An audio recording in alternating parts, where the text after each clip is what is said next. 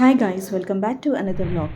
ఈ వీడియోలో అథర్వ ఫామ్ హౌస్లో ఎలా ఎంజాయ్ చేశాడో చూస్తారు. అథర్వ 9 months అలా ఉన్నప్పుడు మా హస్బెండ్ వాళ్ళ అమ్మమ్మ వాళ్ళ ఫ్యామిలీ అందరూ గెట్ టుగెదర్ అయ్యారు ఫామ్ హౌస్లో. నేనైతే అథర్వ కావాల్సినవన్నీ ప్యాక్ చేసుకున్నానండి. వాడి బట్టలు, ఫుడ్, వాకర్ కూడా తీసుకెళ్ళిపోయాను. ఎందుకంటే ఫామ్ హౌస్ అంటే పెద్ద స్పేస్ ఉంటుంది కాబట్టి వాడికి ఆడుకోవడానికి బాగుంటుంది అన్నట్టు తీసుకెళ్ళిపోయాను. ఫ్యామిలీ అంతా లంచ్ టైం కల్లా కలుసుకున్నాము. లంచ్ చేయడమే ఆలస్యం. పిల్లల గ్యాంగ్ అంతా సౌండ్ సిస్టమ్ ఆన్ చేసుకొని పూల్లో దిగిపోయారు. మేము కూడా అథర్వని తీసుకొని పూల్ సైడ్ అలా కూర్చొని వాటితో టైం స్పెండ్ చేస్తున్నాము. మీకు ఈ వీడియో క్లిప్ గుర్తుందా? నేను ఒక షార్ట్లో పెట్టాను అథర్వ డాన్సింగ్ వీడియో. చూడకపోతే ఒక్కసారి వెళ్ళి చూడండి. అలా అథర్వతో కొంచెం ఎంజాయ్ చేసిన తర్వాత వాడికి పూల్ ఎక్స్ప్లోర్ చేద్దామని చెప్పేసి వాడిని వాటర్లోకి తీసుకెళ్ళాడు మా హస్బెండ్. మా అథర్వ ఫేస్ ఎలా పెట్టాడో చూడండి, ఎంత సీరియస్గా. నేనేమో వీడియో తీద్దామని చెప్పేసి వెయిట్ చేస్తుంటే వాడేమో సీరియస్గా పెట్టుకున్నాడు ఫేస్. మేమేదో మెల్లిగా వాటర్లో దింపుదాం అనుకుంటే పక్క నుంచి వచ్చి చూడండి వాటర్ ఎలా వేస్తున్నారో.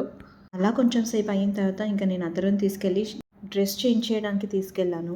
నేనేమో మూమెంట్స్ క్యాప్చర్ చేద్దామని ఫోన్ పట్టుకొని రెడీగా ఉంటే వాడి మొహంలో చూడండి అసలు ఎక్స్ప్రెషనే లేదు. అథర్వని పట్టుకొని నేను ఇంకా పూల్ బయట ఉన్నాను. మా హస్బెండ్ వాళ్ళ ఎంజాయ్మెంట్ స్టార్ట్ చేసేసాడు. పిల్లలు పుట్టాక ఎంతైనా ఎంజాయ్మెంట్ తగ్గుతుంది కదండి మనది. నాకే అలా అనిపిస్తుందా? మీరు కూడా అలాగే ఫీల్ అవుతున్నారా? మీరేం ఫీల్ అవుతున్నారో కామెంట్ రూపంలో తెలియచేయండి. ఇక్కడ వీళ్ళని చూస్తున్నారా ఎంత బాగా ఎంజాయ్ చేస్తున్నారో.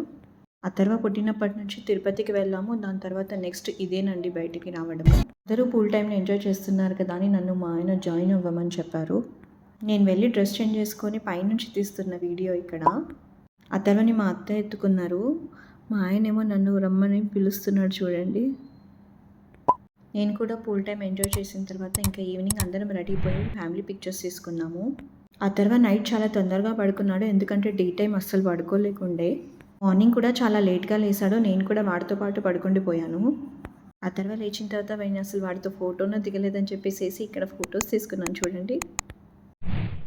ఇంకా నేను వాడిని ఫ్రెష్ అప్ చేశాను. స్నానం ఏం చేపిలేదు, ఎలాగో ఇంటికి వెళ్ళిపోతాం కదా, మళ్ళీ వాటర్ అక్కడ ఫ్రెష్ ఉన్నాయో లేదో అని చెప్పేసి రిస్క్ తీసుకోలేదు. వీడు చూసారా అబ్బాయి వెనక ఎలా పరిగెడుతున్నాడో. వాడు వద్దంటే వాడి వెనకాలే పరిగెడుతూ వాడిని కొరుక్కుంటూ మళ్ళీ వీడే ఏడుస్తున్నాడు.